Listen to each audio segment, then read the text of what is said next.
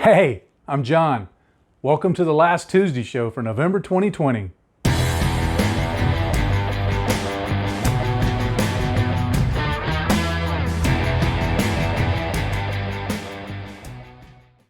Hey, I'm John. Thanks so much for joining me for this Last Tuesday show for November 2020. In this episode, we've got a few things lined up. Why did I say we? It's me. Anyway, I've got a few things lined up. I've got a few things lined up. We're going to start off with some questions and answers. A couple of those have come in this month that I thought were worth taking a look at. I'm going to look at one of the models that I'm working on for patrons over on Patreon. Kind of a cool model that's a little different that maybe you have not seen or knew about. Got kind of a Thanksgiving related deep thought for this episode. And then of course, I get to the interview, which is, I mean, come on, that's what this is all about. And this month, I'm interviewing Adam Ryan from USA Gundam Store. And let me tell you, it was a lot of fun. I've enjoyed all of the interviews that I've been able to do so far, and I'm very thankful for them. But interviewing Adam, man, we had some laughs. And I think you're really gonna like this. He's a great guy. And if you're not familiar with USA Gundam Store, be sure and check them out after this video, of course. So enough babbling, let's get on with the show. A question that came in this month was asking for a recommendation for good scale modeling primers. And that really, you're gonna break those down into two kind of distinct groups. One will be your rattle can primers, and the other will be your airbrush primers. Now for the rattle cans, I would say for the most part, if you stick with a brand from a modeling company, you're gonna do pretty well. That can be stuff from Gunza, that can be stuff from Tamiya. Games Workshop with their Citadel paint brand makes lots of primers available. Army Painter has plenty of primers available. So there's gonna be more than enough to find something that's in your area, that's available, or that you can find online that's gonna work really well. The key with rattle cans, when you're priming with those, is make sure you do it in quick burst passes. And by that, I mean, you wanna hold the model up and you wanna start spraying off the model, and then you wanna pass by and let off the spray can. So it's spray and then let off, and then spray and then back here, and then spray and do it again. And just as you're doing that, turn the model. Don't flood any one area, and you'll get good results if you do that.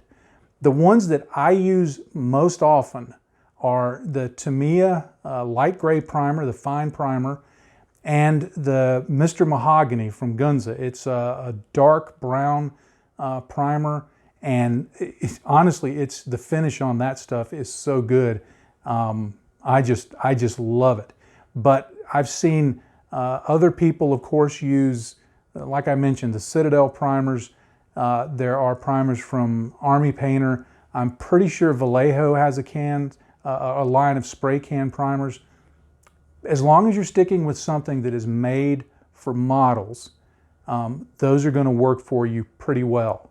Now, when it comes to primers that you use with your airbrush, the criteria is generally about the same. Look for something that comes from a modeling company. Most often I use Mr. Surfacer 1500 and I thin that down with Mr. Color Leveling Thinner, or I use Badger Stynylrez Primer, which is an acrylic primer. Both have done really good for me. If I had to pick just one, because of its durability, I would go with the Mr. Surfacer 1500. That stuff is as tough as nails, but it is lacquer based, so sometimes the fumes can be something that are not so pleasant to deal with. If that's something that concerns you or that is a problem for you, then definitely you want to look at an acrylic primer, and Badger Stynylrez is very good. I've used some of Vallejo's airbrush primers. They're good, but you have to give them a little more time to dry, to cure. You really want to get them allow them to go overnight to get as much durability as you can. At least that's been my experience. But like with the rattle cans, look for something that is specifically from a modeling company, and then read up on it, see what the suggested thinning is, what they suggest that you thin it with, and then do some experiments. Don't immediately start applying it to your model. Get some scrap plastic or an old model and put it on there, experiment with your pressure settings and your thinning, and you'll get a good prime. So either way, rattle cans or airbrush, stick with something from a modeling company and you'll do okay. Another question that came in this month asked, I've never weathered a model before. What do you recommend for some simple starting steps in weathering a model? Now, there are loads of things that you could do to weather a model. And if you've looked at any of the videos on YouTube or read blog articles or anything like that, you'll know that there are about as many techniques for weathering as there are people who actually model. So it can be overwhelming. But some simple first steps that I would recommend that you take. The first one, I don't know that people would always consider it weathering, but I think it's a necessary first step in weathering, and that would be to add some panel lining.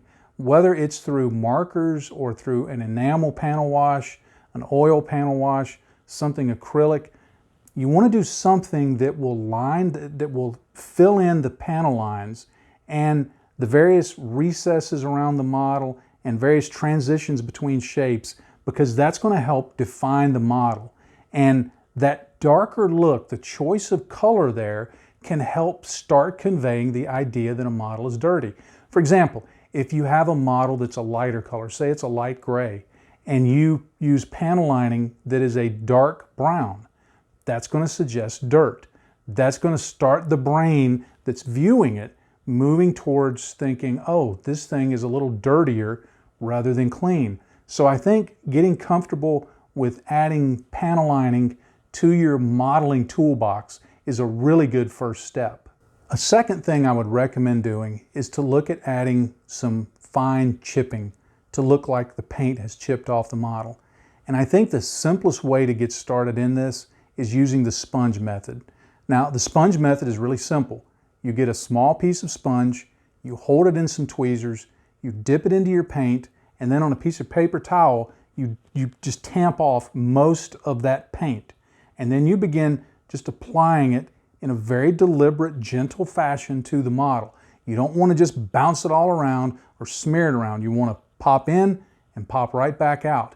And that will leave just a little bit of paint in a random pattern on the model, and it's going to look like chips. To start off, I'd recommend doing it much lighter and not try and go very heavy on it at first, because you want to see how is this going to work. It'll be real easy to add more chips if you want it to be heavier, but it's not real easy to go back and remove chips. So starting off lighter is going to generally work better. For picking a color, I generally recommend that you start off looking for something that is a higher contrast that works. And by that I mean, if it's a light colored, say a tan model or a gray model or even a white model, then using a dark gray or a dark brown will help suggest chipping to an underlying surface. If it's a lighter model, or rather a darker model, maybe a dark blue or a dark red or anything like that, picking a lighter color. It may be a lighter tone of the base color, or you may decide that underneath it, maybe in your mind, there's a light gray primer underneath. And so you're going to chip with light gray. The main thing when you're picking the color is to pick some contrast, and that's going to help those paint chips show up. Now, if you want to go just a little beyond panel lining and chipping, then I think adding a few streaks here and there to the model will really help sell that it's a weathered thing. And by streaks, I mean it can be streaks from a gas fuel filler cap. It can be streaks of rust somewhere. It can be something that maybe looks like an oil leak, or where water and rain have run down the side of the model and it leaves behind a little bit of color. But just look for a few areas to do some kind of streaking. I think the simplest to start off with is a few, maybe like fuel and oil stains. And there's a lot of products that you can use for this. You could use enamel washes and a little bit of odorless thinner to develop some streaks. You can use oils. There are acrylic products that do this. You could use weathering pencils or weathering powders. There's a lot of ways of doing this, but adding in just a few very small, very simple streaks can help really sell the notion that this is something that has been used. The more you add, the dirtier it's going to look, the more used it's going to look. Now, when you first do it, just like with chipping, start off small and then build it up. You don't want to go in there with your fancy Tamiya weathering powders and grab that sponge applicator and just smear it right across the model. You might look at it and go, that's not what I wanted, and then it's kind of hard to get that off. So start really small and build it up. And really the key to weathering is just taking all of these individual techniques and layering them up. So I think if you start off with those three things, with some panel lining, with some chipping, and a few streaks, when you get comfortable with those, just simply doing more of those and branching out in colors is really going to help. Then as you get further down the road, you can start adding earth effects and more advanced chipping techniques and more advanced staining techniques and various methods of fading and shading the paint. And there's all sorts of things you can do. But those three things I think will help get you down the road to where you want to go. I've tried to make sure that I group any videos that I do that talk about weathering into a single playlist. So hopefully there's going to be a little pop out right about now that's going to link to that playlist. So if you want a little more information on various ways to weather, be sure and check that out. It may be helpful for you. On Patreon, I've been doing kind of an on and off build for a couple of months now of this Wave 1/20th scale powered suit.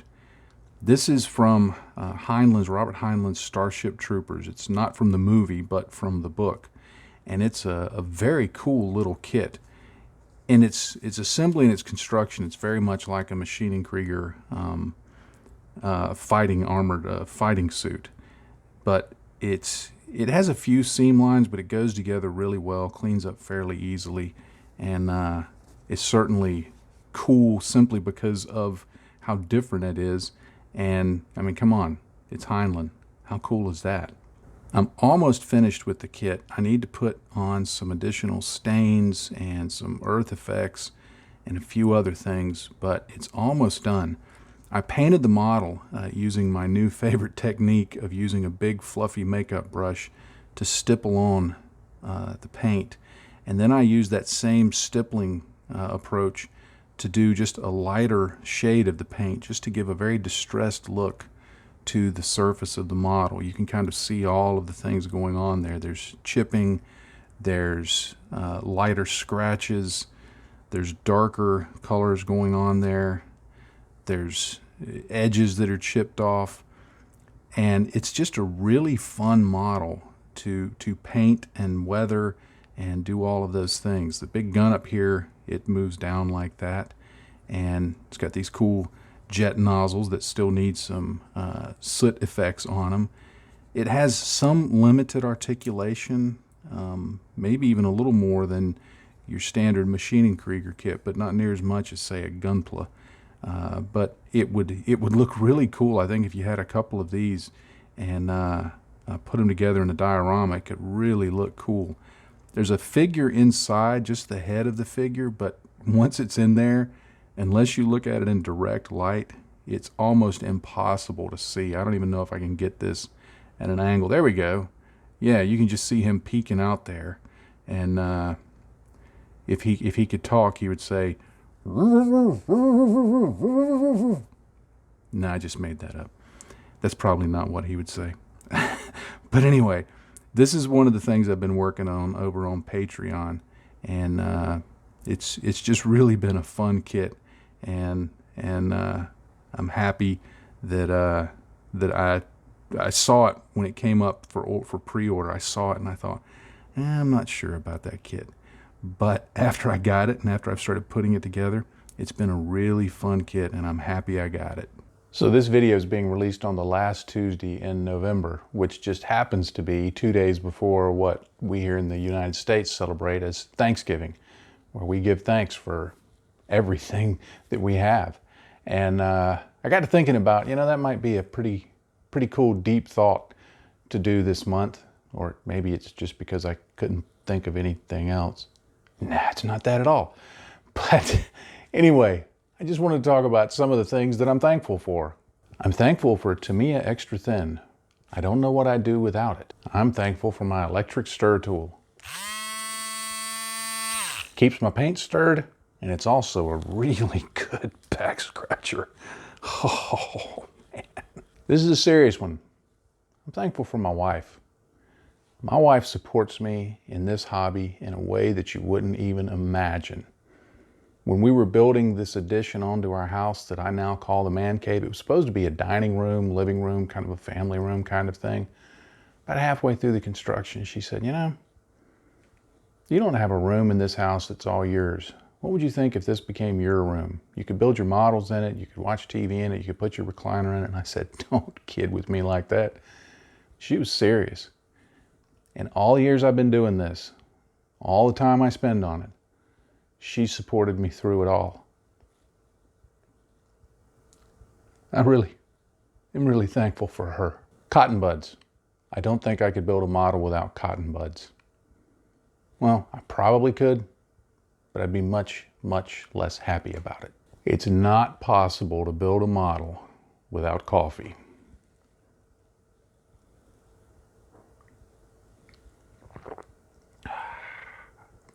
I'm thankful for Martin Kovac over at Night Shift Scale Models. For one, he's my friend and I really just like him. I also like his content. But right now I'm specifically thinking about super glue debonder. I had not heard of this stuff somehow in the 53 years that I have lived on this earth. And he talked about it in one of his videos and I tried it. And this stuff is the awesome sauce, y'all. It's da bomb, as the young cats are saying nowadays, if you're hip to that kind of stuff. Makeup brushes. Best thing for dry brushing ever. Seriously. I'm just thankful for this hobby in general. It allows me to be creative and do painting and airbrushing and building and weathering and all those other stuff. Plus, it allows me to continue playing with toys legitimately. Do not mess with my Space Marine toys. I think that's how Space Marines talk. That's how I imagine they talk. Maybe they talk differently. And last but not least, I'm thankful for you. And I don't mean that generically. I mean you who is sitting there now looking at this on your phone, your tablet, your PC. Maybe you've got it cast up to your television screen. I'm thankful for you. I'm thankful that you watch my stuff, you leave comments, you give me the thumbs up. Some of you give me the thumbs down, but that's just part of the business, I guess. You support me on Patreon. You leave comments on my blog. You contact me through social media. You send me messages and emails and encouragement and ask questions and give me tips. It's not lost on me that you're taking time that could be done.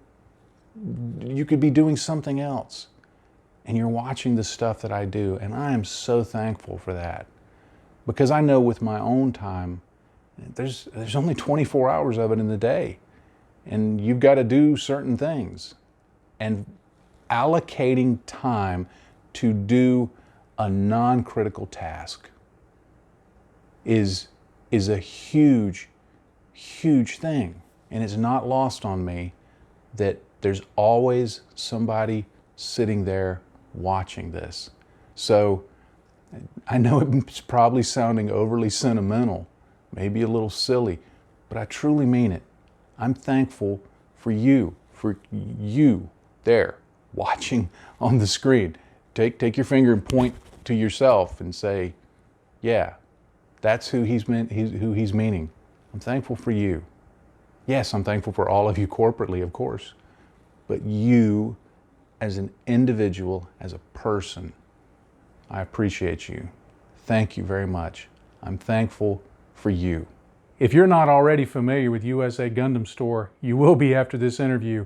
I had the distinct pleasure of talking to Adam Ryan, who's the owner of USA Gundam Store, and we really dug down into what it took to get that started, how he grew it, and even some funny tales about how he got started in that. So I hope you're really going to enjoy this interview, because I know I had a whole lot of fun doing it. So without further ado, let's talk to Adam.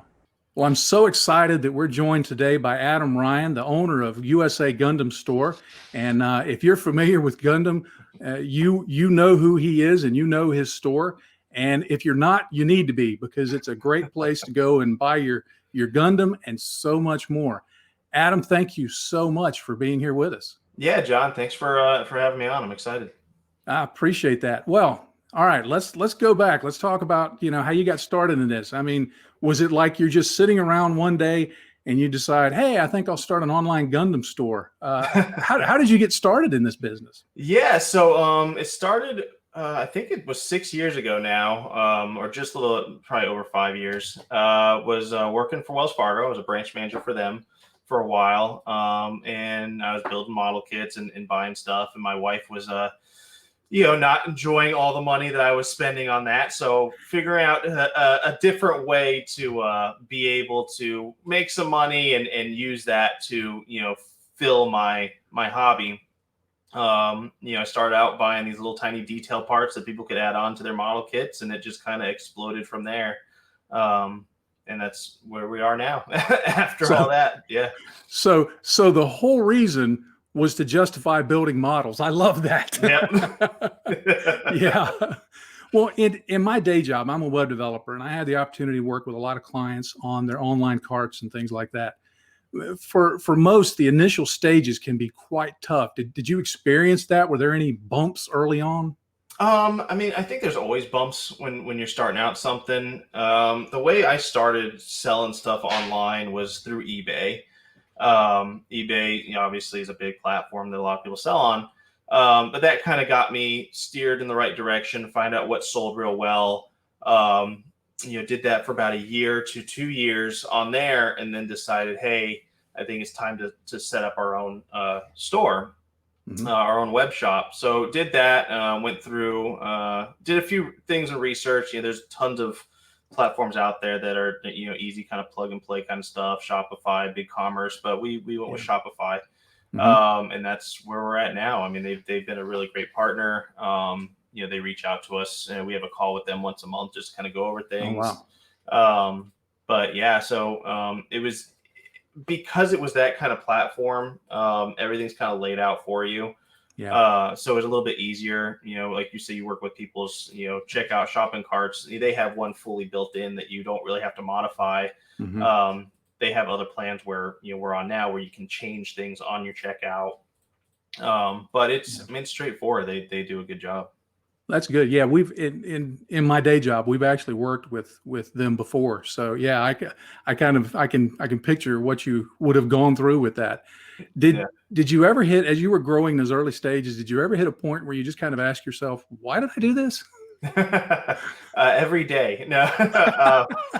Yeah, it's I mean, I love what I do. It's not even a job to me. It was a hobby that's now turned into, something that generates, income for me, and I'm able to share that with our, employees that work here that love building themselves too. So, but yeah, I mean, you're always going to have tough days, and in those tough days, you're like, I just want out maybe sometimes, but I mean, it just depends on what the situation is. So I'm sure I've had those times, but because it's something I love, I don't know if I've ever really gotten to the point where I'm like, crap, I don't want to do this anymore. Yeah.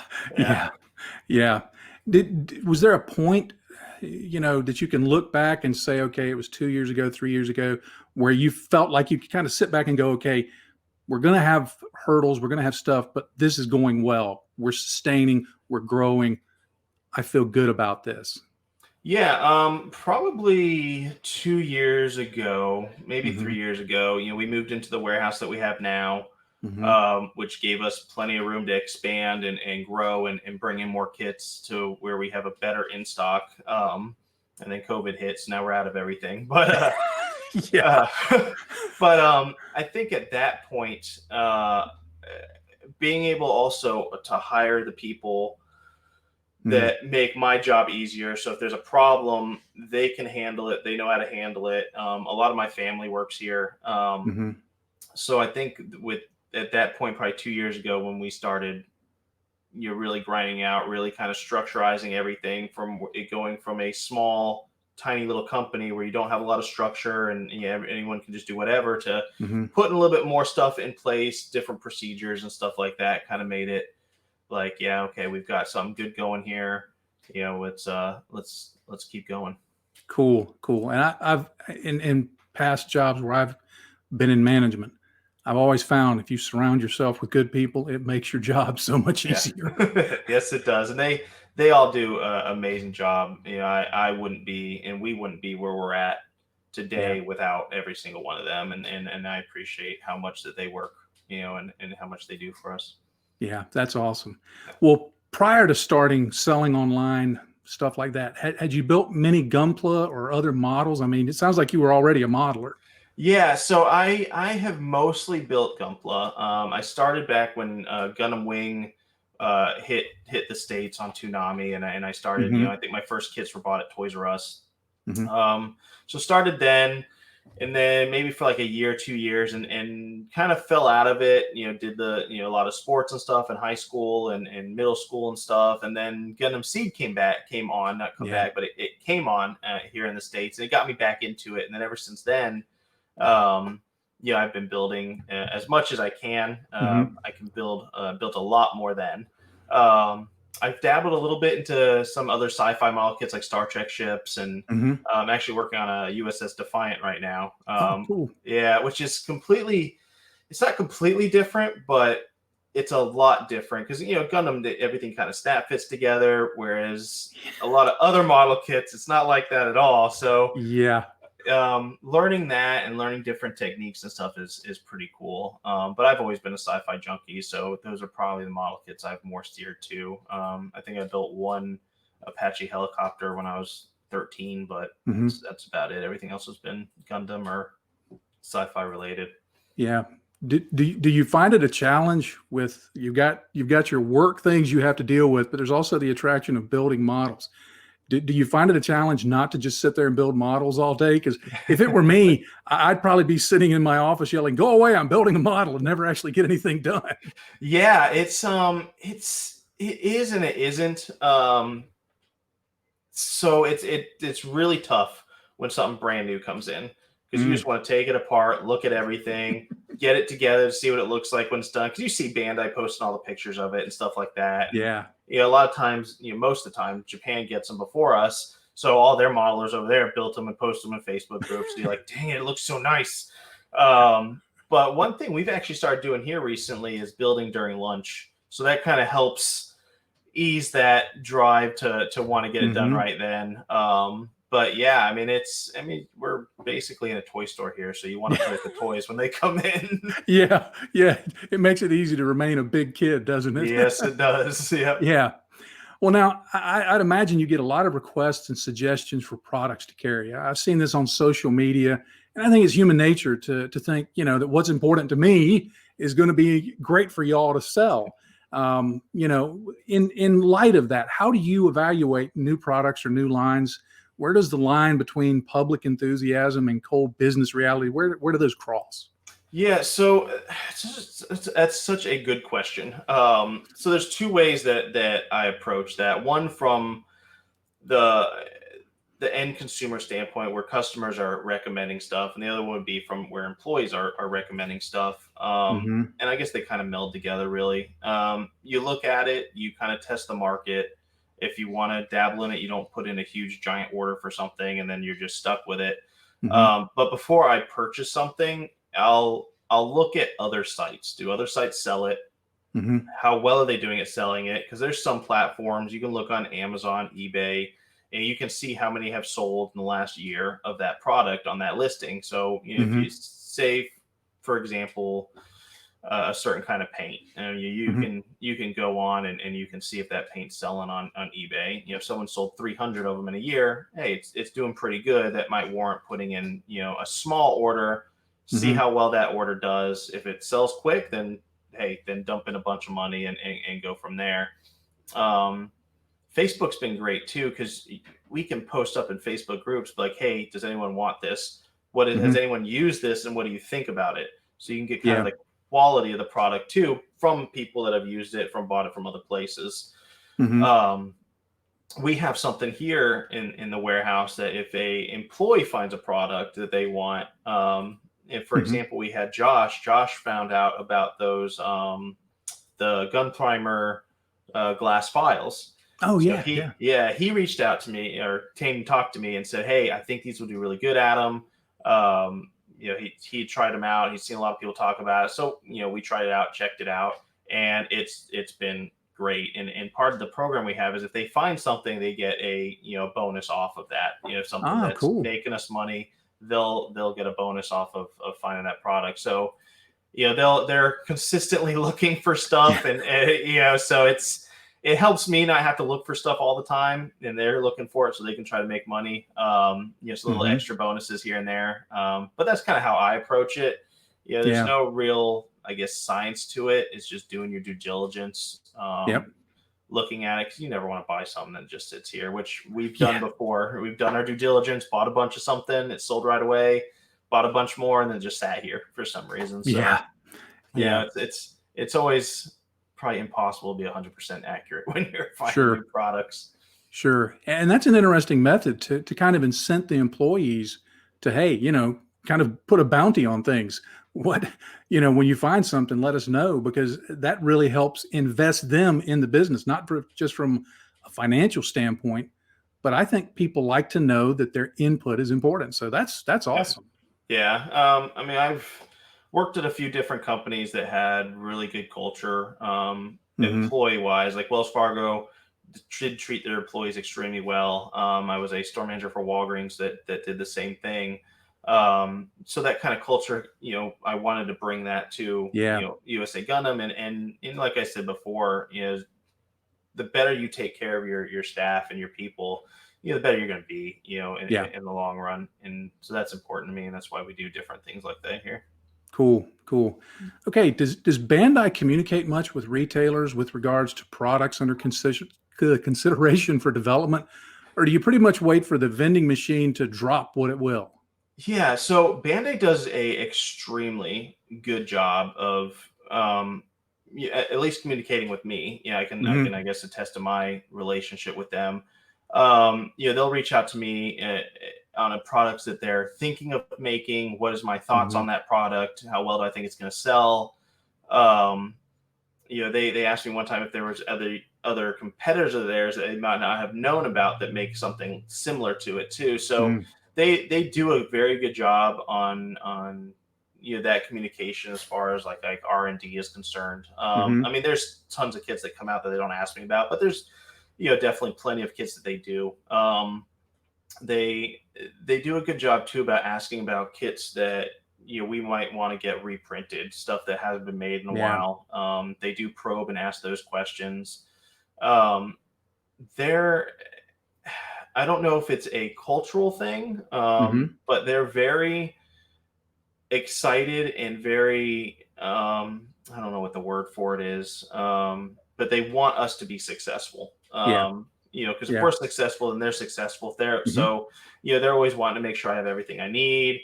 They'll help me look at my numbers as far as different products are concerned, and be like, hey, we see that you've bought a bunch of this, but we see that you Hmm. still have a lot still on stock.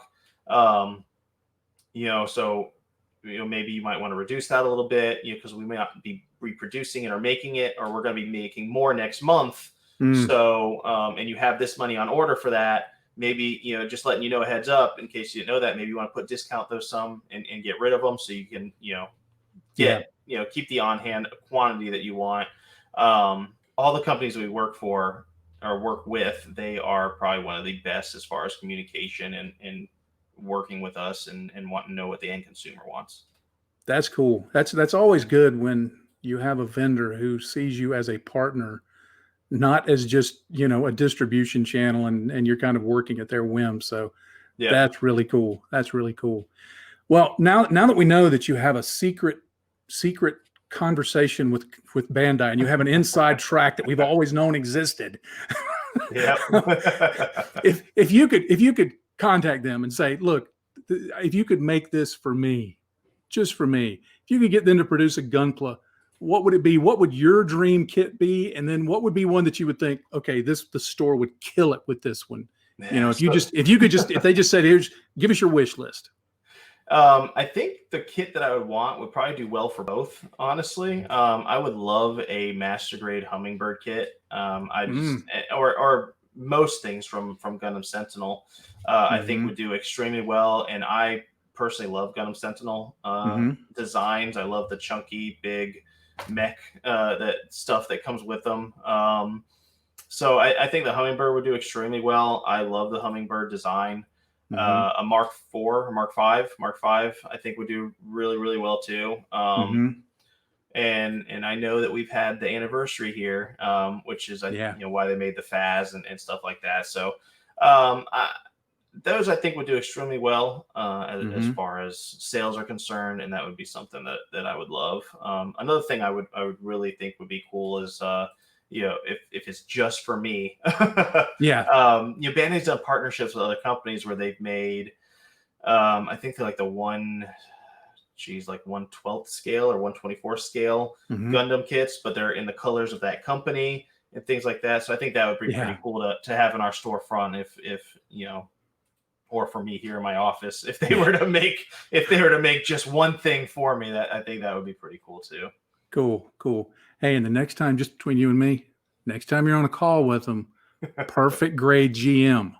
Perfect. Hey, that's perfect grade GM. Yes. I love me, my GMs. The grunts need some love. That's right.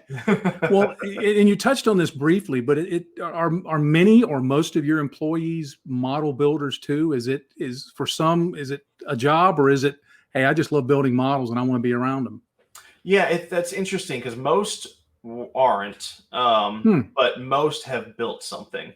So, we have probably 4 or 5 people that regularly build stuff. And then we've got 2 or 3 that didn't know anything about it and then have started building since they started working here and have, loved it and start building. And they'll sit down at lunchtime and they'll eat their lunch and they'll build a kit together.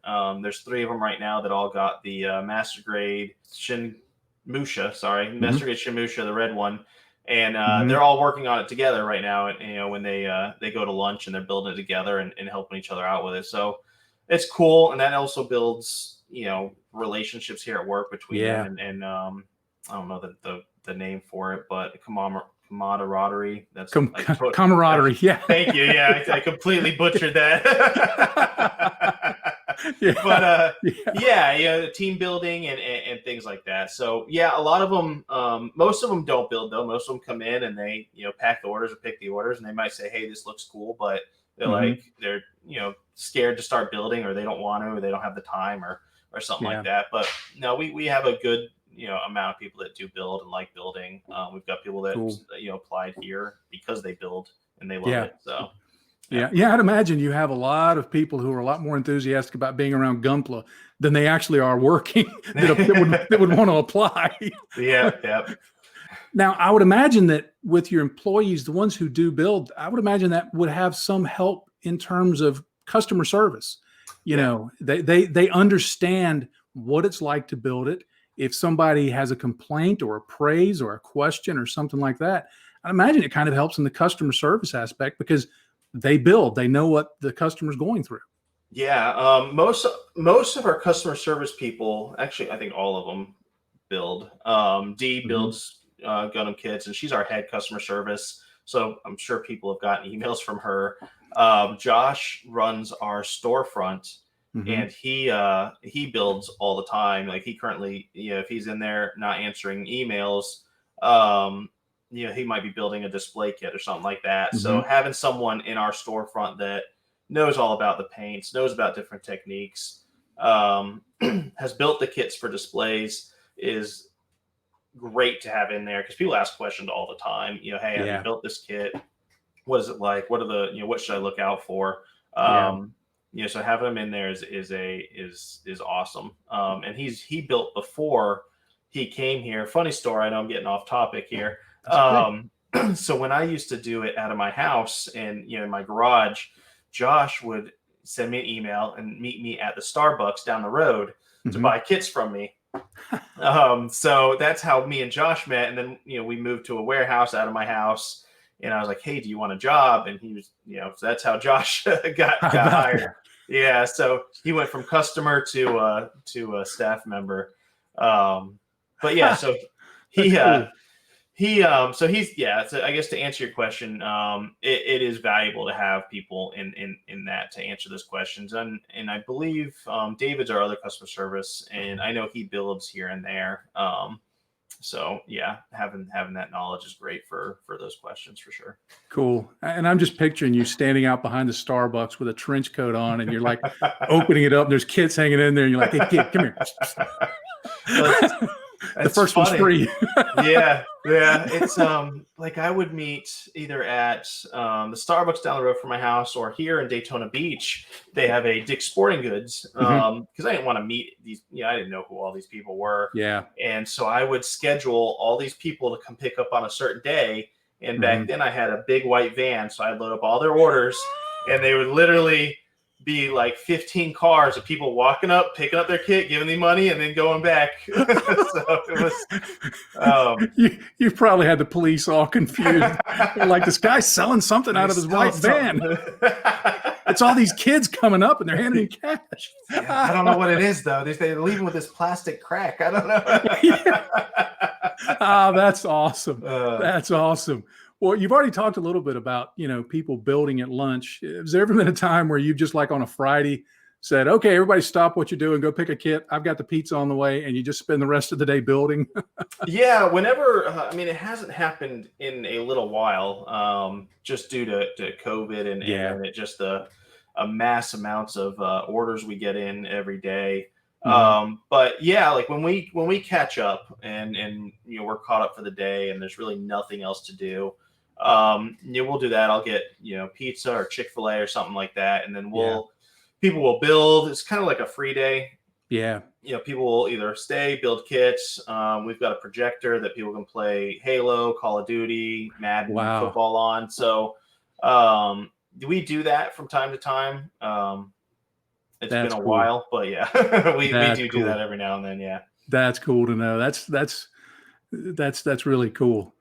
All right. We're going to go into a few questions that I call the lightning round. I'm going to give you two choices, and any answer is okay, or no answer is okay. Long, short answer, whatever you answer is just fine. All right. First one, Xeon or Federation? I am a Fedi all the way. All right. Cool. Me too. Iron-blooded orphans or unicorn? I would go IBO. Okay. Yeah. That was my first, because I only got into Gunpla about 3 years ago. Okay. And I'd been building aircraft for a decade, and I just got tired of it. And my first introduction was watching Iron-blooded orphans. And because I'd never seen it at first, I'm like, what the heck is all of this about?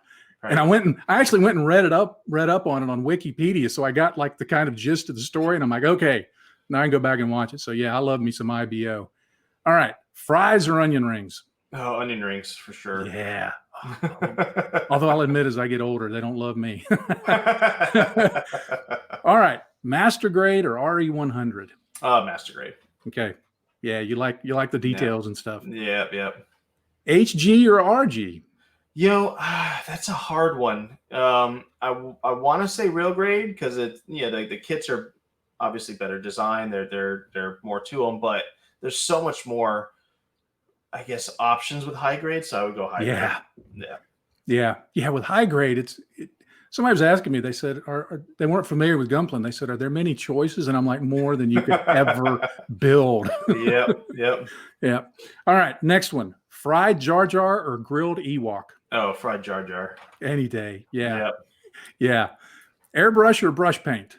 Airbrush. Okay, cool. Really? Yep. Cool. Okay. Clean or weathered? Clean. I'm clean. Yep. So you do, like, I know a lot of Zach's builds, Zach Aurelius that y'all work together. A lot of his builds are clean. I've always been doing weathered builds because my experience is in weathering, but I'm trying to do clean ones. And I'm finding it can be as hard to do a clean one as it can to do a weathered one. It can. Yeah. No, I'm clean all the way. I've dabbled here and there. I'm sure if I did more weathering, I'd probably be more into it. It's just a skill set that I haven't fully picked up yet. But yeah. Mountains or beach? Ooh. So I live in Florida, and I probably haven't been to the beach in a year and a half. But I live here in Florida, so I have to say beach. Okay. All right. Well, that's a perfect segue to the next question. You live in Florida. Yep. Knowles, Canes, or Gators? Oh, so this is how I always answer that. I'm a forced Gator fan because my wife went to UF. So I have to say Gators. That way I don't get in trouble at home. Okay. All right. Well, I'll accept that because the right answer was actually Knowles. But Oh no! I grew up in Tallahassee. Okay. So I used to go back. This was back in the '80s. I used to go to Doak Campbell Stadium on Saturdays and do the whole Nice. tailgating thing. And all those. Remember all those great quarterbacks that were at Miami and the great players at Oklahoma and Nebraska when they used to have all those games. I saw them all. I loved that. Nice. You guys have a good team this year. You guys are doing pretty good. The Canes or the No, Knowles? the Knowles. Are they? I thought they were 1-3. I thought they beat Miami and they beat Gators. I think they beat up both. I thought. Maybe I'm wrong. I may have not looked at the stats in a while. I say I'm a Knowles fan, but I've lived here in North Carolina since '91, so it's kind of receding, Oh man. I still have my Knowles sweatshirt from like 1985 when I graduated high school. That's cool. That is cool. Yeah. All right, let's shift to some other questions. This year has been an enormous challenge for many businesses. How difficult has it been to keep doing what you do and yet account for the health and safety of your employees? Yeah. So, I mean, I guess it depends on what industry you're in. Our industry has been extremely busy, and it's been, for some people, COVID's been horrible.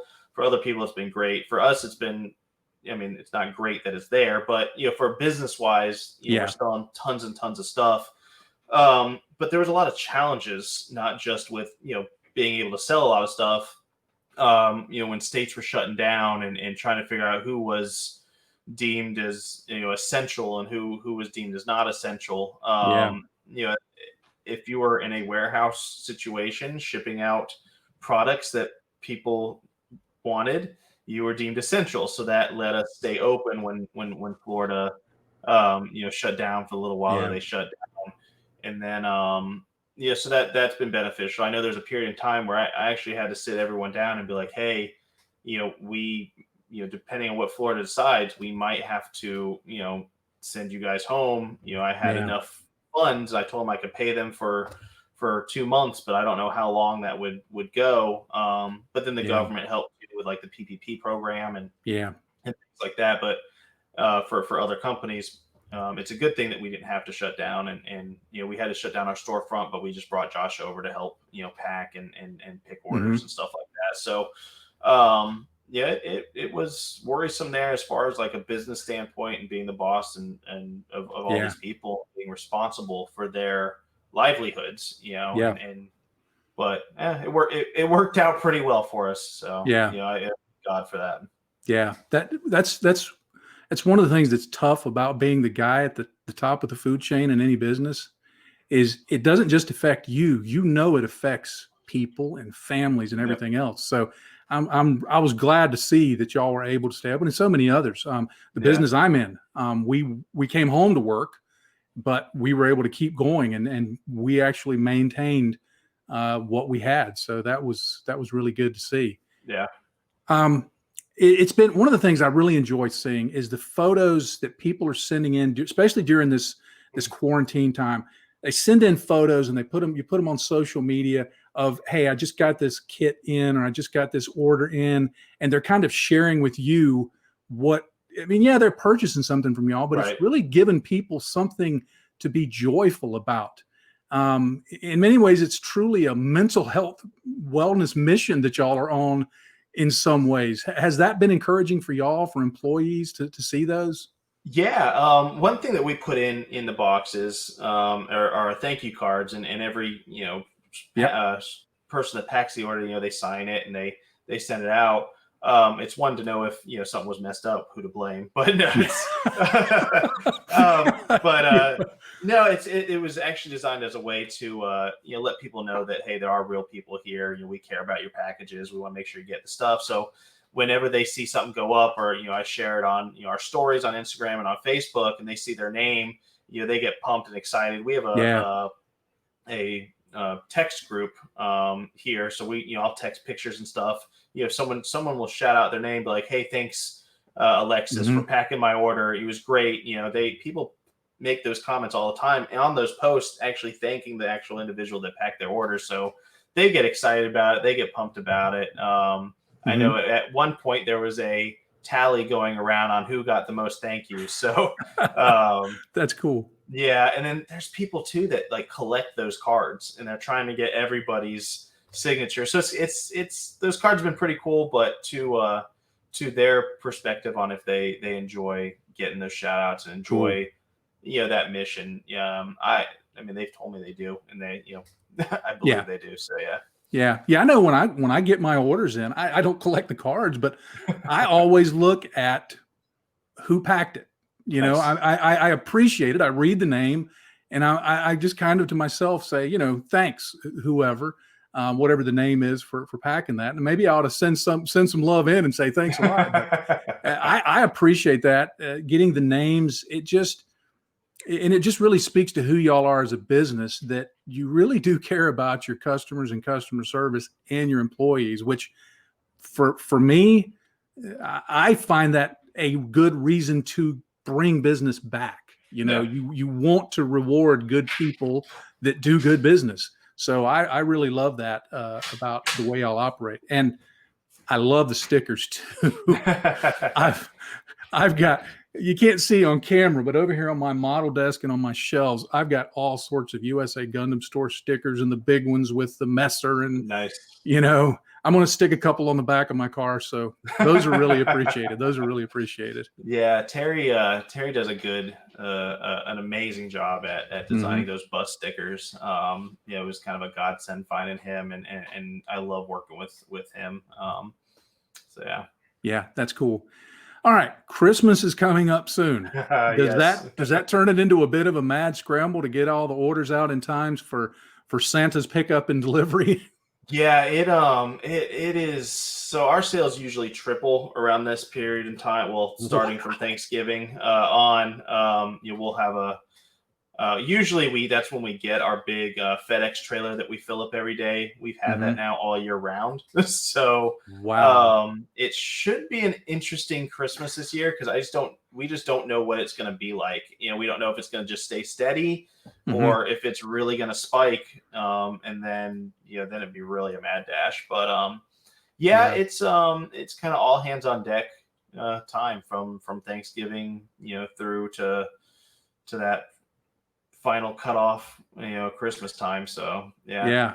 There's no chance to sit around and just watch the grass grow, is there? No, there's not. Like we work a few Sundays and a few Saturdays just so we can keep up. And usually it's just Monday through Friday here, but they do a good job stepping up and running around everywhere to try to get stuff out. Yeah, and you touched on something that I actually wanted to kind of ask. It's a perfect segue in the next question.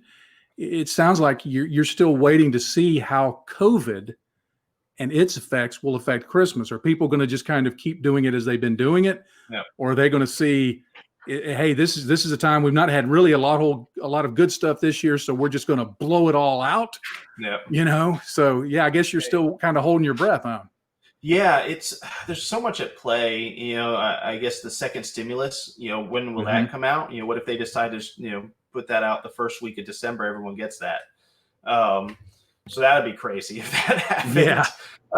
But yeah, like it's a hard thing to gauge, and it's been kind of difficult to gauge all year round, or because of everything that's happening. What's the market going to be like? I didn't think that we would be doing as much as we're doing. But I mean, it's like I said, it's been a very good thing for us, and being able to help people out and get them the kits when they're sitting at home, nothing to do. And, we've had tons of families will send us emails that it's the first time that they started building, but they bought something for everyone in their family, and they sat there and at the dinner table, and they all worked on model kits together. So it's cool to see that. It's really fulfilling to see that you're helping, people out with those things.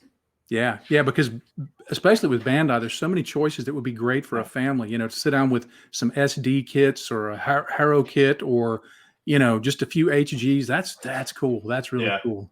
Yeah. Well, talking about families, I've seen photos on social media of your kids helping out. What do Yeah. they think of the business? Are they building models?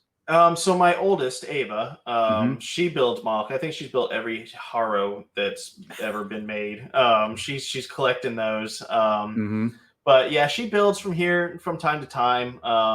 But she helps out a lot. She'll come in and she wants to make some money, so she'll pick orders Hmm. and run around and bug everybody sometimes. Yeah. But yeah, that's what kids do, and it brings a different. Those days are a little bit funner because they're here. Yeah. My youngest, Allie, she's been here a few times, but probably has no idea what's going on. Yeah. She's almost 2, so Oh, okay. Yeah. yeah. That's just the way Daddy goes during the day. Yeah. But Yeah. then Dennis, who is my cousin-in-law, his kids are here and they help out. He's Hmm. got his 2 oldest ones come all the time during summer break. I'm sure they're going to be here during Christmas, helping pick orders and Hmm. make boxes and stuff like that. So it's not just my kids.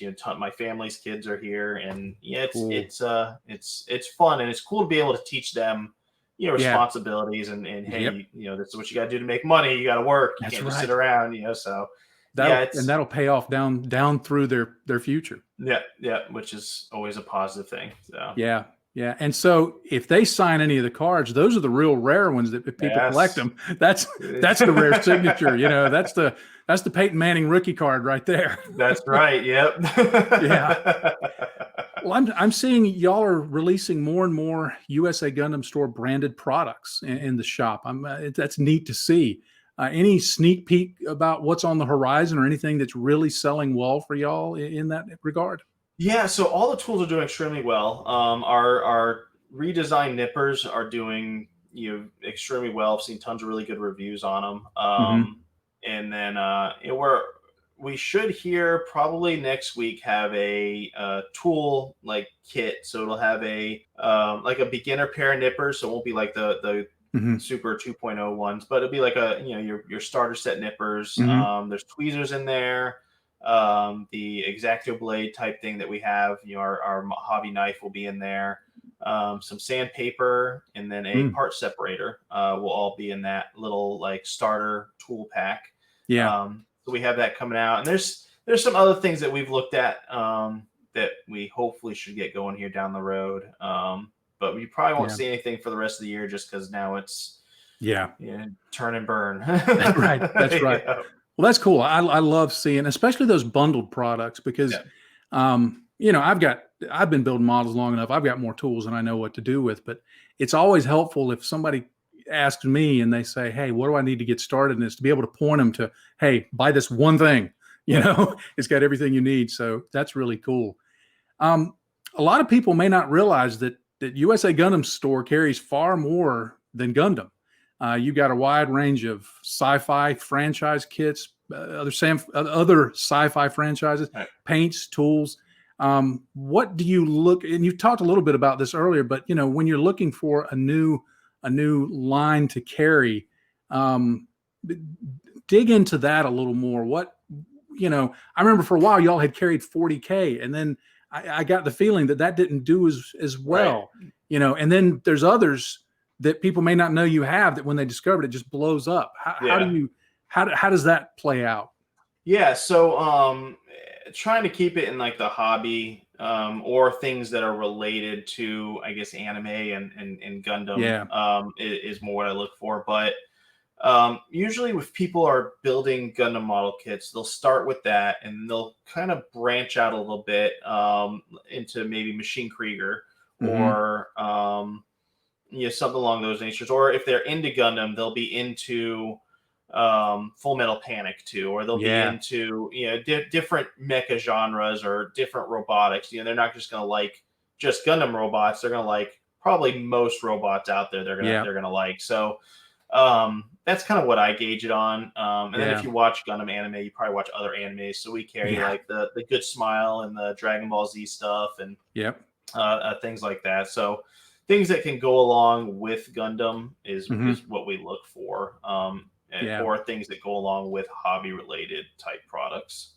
Yeah. And that's exactly for me how the journey was, because I got bored with aircraft, Yeah. and my first Gundam was one of the high grade IBO Gray's custom kits. Oh, nice. It was like I picked it because I thought, well, it was only $12 at the time, so I thought I can't lose. If I don't Yeah. like it, it's no big deal. And then, man, I got into Gundam, and then came Machining Krieger and other sci-fi. And I'm just today I'm finishing up a Macross Tomahawk over here, and so Nice. yeah, those anime things, which 4 years ago, if you'd have said, "Hey, one day you're going to be building stompy robots and watching anime," I'd have been like, "No way!"